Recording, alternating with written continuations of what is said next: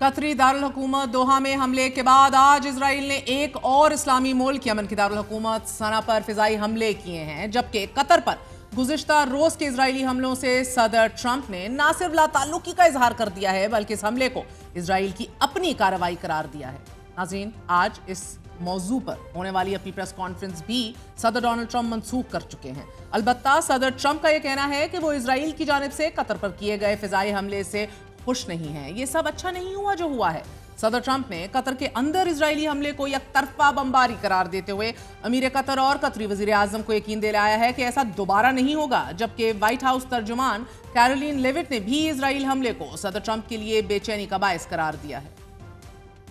सदर ट्रंप और white house तर्जुमान के बयान के जवाब में अक़वाम मुत्तहिदा में इजरायली सफ़ीर डैनी डैनन का यह कहना है कि हम हमेशा अमरीकी मुफादात के लिए काम नहीं करते, बाज़ औक़ात फैसला करके सिर्फ इतला दे देते हैं। साथ ही उन्होंने ये भी कहा है कि कतर में हमले के बाद नताइज क्या होंगे इस पर तबसरा कबल अज़ वक्त है, ताहम ये फैसला दुरुस्त था और हम दहशतगर्दों को हर जगह निशाना बनाएंगे, चाहे वो गजा में हो, लेबनान में हो या फिर कतर में। जबकि अमरीका में इजरायली सफ़ीर ने धमकी दे दी है और वो ये है कि अगर कतर में हमास रहनुमा जिंदा बच भी गए हैं तो अगली बार वो जिंदा नहीं बचेंगे।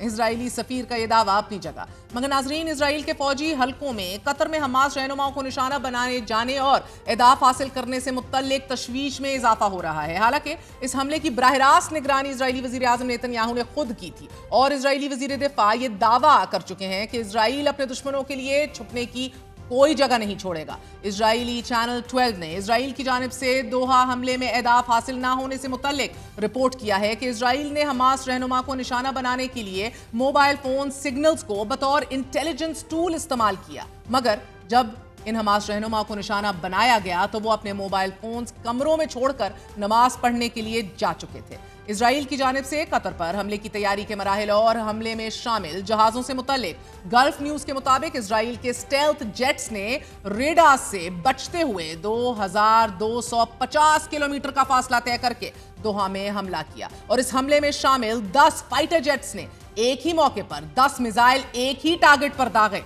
आला इजराइल ओहदेदारों ने CNN को यह बताया है कि इस ऑपरेशन की प्लानिंग पर महीनों लगे और इजराइल के F-31I और F-15I ने इस ऑपरेशन में हिस्सा लिया और हवा में ही रिफ्यूलिंग भी की गई। गल्फ न्यूज के मुताबिक इजराइल ने दोहा में जिस जगह को निशाना बनाया वो अल उदैद एयरपोर्ट से फकत 30 किलोमीटर के फासले पर थी, जबकि अल जजीरा ने इस ऑपरेशन से मुतल्लिक लिखा है कि इस ऑपरेशन में 15 इजरायली फाइटर जेट्स और ड्रोन्स भी इस्तेमाल किए गए। उन्होंने 10 मिसाइल दागे। समिट ऑफ फायर नामी ऑपरेशन की तैयारी कम अज कम 2 से 3 महीनों पहले शुरू कर दी गई थी। अल जजीरा के मुताबिक अभी तक ये वाज़ेह नहीं हुआ कि इजरायली जेट्स ने किस किस मुल्क की एयर स्पेस इस्तेमाल की है,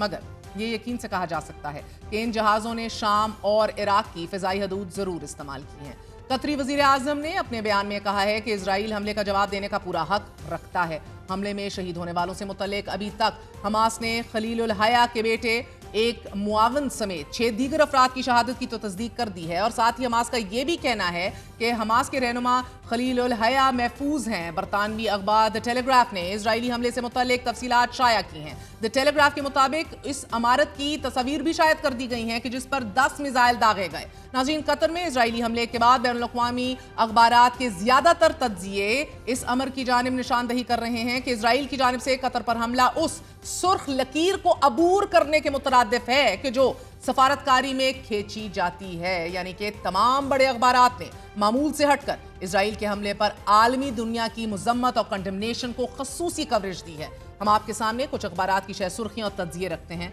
स्काई न्यूज ने यह लिखा है कि इजराइल की दिफाई फोर्सेस की तरफ से अपने अहदाफ हासिल करने में नाकामी के बावजूद हमले को दुरुस्त करार देना। इजराइल ने न सिर्फ कतर और मशरिक़ वस्ता बल्कि वाशिंगटन जैसे करीबी इत्तेहादियों को भी नाराज कर दिया है। हालांकि स्काई न्यूज के मुताबिक कतर में अभी तक किसी को यकीन नहीं आ रहा कि एक ऐसा मुल्क कि जो इस तनाज़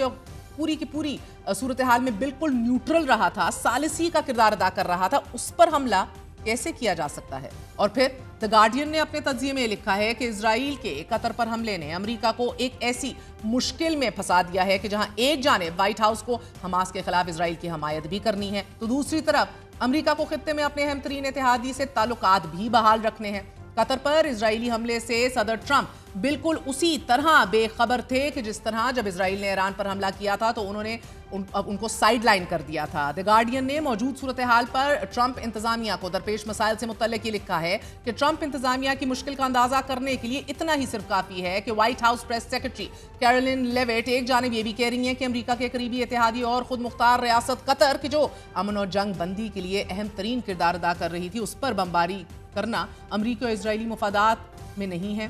دوسری طرف وہ یہ بھی کہہ رہی ہیں، حملوں کا یہ کہہ کر دفاع کر رہی ہیں کہ غزہ کے باسیوں کو بدتر صورتحال سے نکالنے کے لیے حماس کو ختم کرنا بھی ایک اچھا قدم ہے۔ امریکہ کی اسی مشکل سے متعلق امریکی اخبار دی انڈیپینڈنٹ سے بات کرتے ہوئے دی سوفون سینٹر کے تجزیہ کاروں کا یہ ماننا ہے کہ قطر پر اسرائیل کے غیر معمولی حملے نے ایک مشکل سوال کو جنم دے دیا ہے کہ اگر قطر جیسی ریاست کو جو احتیاط، غیر جانبداری اور امن کے قیام کے لیے پرعزم ہے، اس کے کردار کی سزا دی جاتی ہے تو پھر مستقبل میں ثالثی کے لیے قدم اٹھانے کی ہمت کون کرے گا؟ جبکہ دی انڈیپینڈنٹ نے اپنے ایک اور تجزیے میں لکھا ہے کہ اسرائیلی حملے کے بعد کیا وہ وقت آن پہنچا ہے کہ جب قطر کو صدر ٹرمپ کو دینے جانے والے $400 ملین مالیت کے پیلس ان دی اسکائی جیٹ والے تحفے پر پچھتاوا ہو۔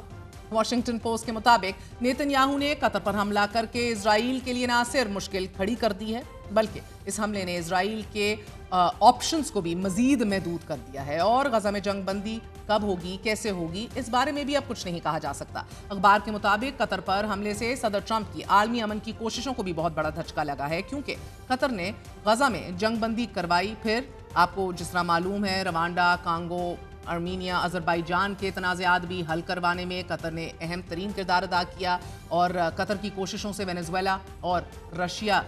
سے امریکی ارغمالیوں کی رہائی بھی ممکن ہوئی، مگر منگل کو نیتن یاہو کے حملے نے غزہ میں امن کے لیے وہ راستہ بند کر دیا ہے کہ جو قطر سے ہو کر حاصل کیا جا سکتا تھا۔ جبکہ امریکی تھنک ٹینک نے اب یہ خدشہ ظاہر کر دیا ہے کہ قطر کے بعد اسرائیل ٹرکی پر بھی حملہ کر سکتا ہے۔ امریکن انٹرپرائز انسٹیٹیوٹ کے سینئر فیلو مائیکل روبن کا یہ کہنا ہے کہ اسرائیل قطر میں حماس رہنماؤں پر حملے کے بعد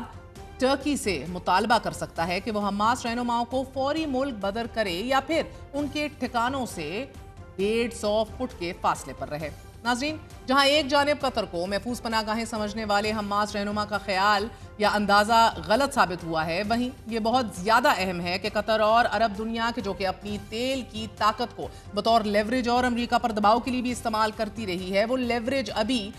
اس حملے نے ختم کر دی ہے۔ ساتھ ہی قطر کو بطور عالمی تنازعات کے ثالث کے سٹیٹس کو بھی بہت بڑا دھچکا لگا ہے، اور پھر یہی وجہ ہے کہ گزشتہ سعودی عرب کی جانب سے بھی گزشتہ دن اسرائیلی حملے کی نہ صرف مذمت کی گئی بلکہ سعودی وزیر خارجہ شہزادہ فیصل بن فرحان نے قطری ہم منصب اور قطری وزیر اعظم کو فون کر کے یہ بھی یقین دلایا کہ سعودی عرب قطر کی سلامتی کے تحفظ اور خود مختاری کے دفاع کے لیے ہر ممکن تعلق فراہم کرے گا۔ بی بی سی نے اپنے تجزیے میں اس حوالے سے یہ لکھا ہے کہ قطر 13 سال سے زائد عرصے سے ایک ثالث کے طور پر اہم حیثیت رکھتا ہے۔ 2007 میں جب حماس نے غزہ پر کنٹرول حاصل کیا تو عالمی برادری کے بیشتر ممالک نے اسے نظر انداز کیا۔ قطر نے اس وقت حماس کے لیے مالی اور سیاسی مدد فراہم کرنے کا قدم بڑھایا۔ قطر نے غزہ میں تاحال اپنا خصوصی ایلچی سفیر محمد الماد کو تعینات کیا ہوا ہے، جنہیں فلسطینی اکثر اصل گورنر قرار دیتے ہیں کیونکہ وہ امداد اور تعمیر نو ریکنسٹرکشن کے منصوبوں کی براہ راست نگرانی بھی کرتے ہیں۔ تہران میں حماس کے سیاسی رہنما اسماعیل ہنیہ کی ہلاکت کے بعد اس تنظیم نے خاموشی سے ایران میں اپنے کچھ عہدیداروں کو قطر منتقل کر دیا کہ جن کی تعداد 1000 کے لگ بھگ بتائی جاتی ہے، اور وہ قطر کو خطے میں اپنے لیے سب سے محفوظ سیف اڈا سمجھتے تھے، مگر دوحہ میں حماس کے دفاتر پہ حالیہ اسرائیلی حملے نے اس تصور میں بھی درار ڈال دی ہے کہ قطر حماس رہنماؤں کے لیے محفوظ ترین پناہ گاہ ہے۔ اس واقعے کے بعد خطے کے کسی بھی ملک کے لیے حماس کی میزبانی جاری رکھنا مزید مشکل دکھائی دے رہا ہے۔